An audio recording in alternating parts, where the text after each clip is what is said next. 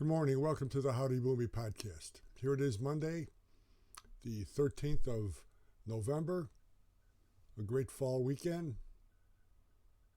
It's amazing. Tim Scott pulled out of the race for president, the nomination on the Republican side. I think we all could have seen that coming when this whole bourgeois started. I think we could see who's going to be left.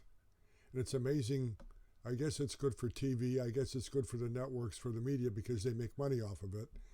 But you pretty much knew when this whole thing started who are the nominees going to be. Now, on the Democratic side, it's going to be interesting because you got some big names and you have a president in the White House who really more and more looks clueless every day. You know, there's a law.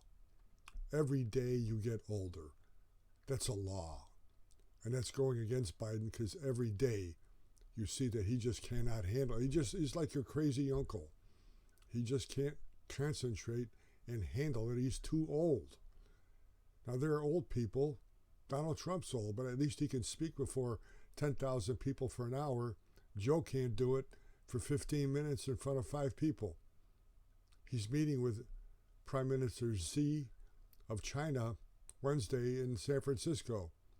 Interesting. They cleaned up all the homeless people before they arrived. It's amazing what happens, isn't it? When a municipality does what they're supposed to do. And they're going to meet China and the United States. Xi already knows the measure he has on Joe Biden. He's a feeble old man. He's weak. And he knows that every foreign policy decision he's ever made in his life, Joe Biden has been wrong. So he knows he's weak. He knows he doesn't have to give up anything. Just nod, shake his hand. You wonder who does the talking when they meet. You wonder how long Joe Biden actually says something. He got lost laying a wreath this weekend at the Veterans Day celebration at Arlington. What's he going to do with world leaders? It's the curse of Obama. Imagine if you had a dog and your neighbor came over and killed it. And a gentleman come over and says, you know, it's your fault too. Because he had a dog and his dog didn't like your dog, so he killed your dog. That's the way of thinking Barack Obama took when he opened up his yap and said Israel is just as much to blame for the killing in the Middle East as Hamas was. Imagine that. Hamas comes in, slaughters babies in their beds, and Barack Obama says, well, Israel's part to blame. It's the Obama curse. His middle name is Hussein. Remember that. He loves Iran, wants to have relations with Iran. He's the president of the United States now,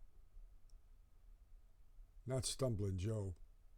And Joe's going to follow what he does.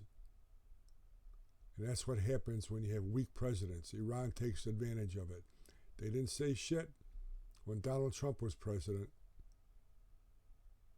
So we'll see how the next Republican debate goes. They're falling like flies. Chris Christie is a waste of time. He just sits there and says, I hate Donald Trump, I hate Donald Trump, I hate Donald Trump. That's his platform. He's not going to go too far. It's going to be interesting. Have a great, great week. As time goes on, we're going to find out what Joe's going to do about the economy. I sort of have an idea. He's building his campaign, which should be really interesting. It costs about $1 million a month for a candidate to have Secret Service protection. They have to have a certain amount of percentage of votes cast. Robert F. Kennedy Jr.'s got the name where you know some crackpot's going to try something. There are people around his house, and he's asked for Secret Service protection, and Joe Biden refuses it. That tells you what kind of guy Joe Biden is. I hope you have a great day. We're going to keep on going. It'll be short tomorrow. We'll have something interesting to say, make observations from the baby boomer generation on what's going on in this country. Thank God for everybody who voted, whether right, wrong, indifferent, left, right, conservative, liberal, at least you voted. Thank you for that. God bless you. God bless America. We're going to make this country great again. Thank you.